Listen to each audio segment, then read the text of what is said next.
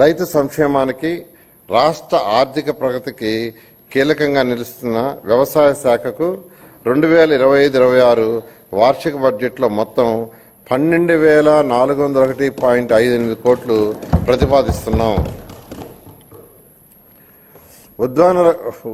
ఉద్యాన శాఖ రంగంలో పెట్టుబడులు పెట్టడం అంటే రాష్ట్ర భవిష్యత్తుకు పెట్టుబడి పెట్టడమే అన్న గౌరవనీయ ముఖ్యమంత్రి గారి ఆలోచనలకు అనుగుణంగా రైతులు మెరుగైన ఆదాయం పొందడానికి ఉద్యాన పంటల ఉత్పత్తి, ఉత్పాదకత, నాణ్యతను పెంచే లక్ష్యంతో ఉద్యాన శాఖను ప్రాధాన్యత కలిగినదిగా ప్రభుత్వం గుర్తించింది.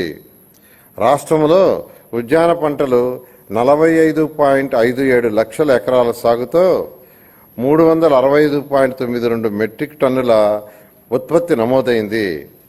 దేశ పండ్ల ఉత్పత్తిలో రాష్ట్రం 16% వాటాతో ప్రథమ స్థానంలో నిలిచింది.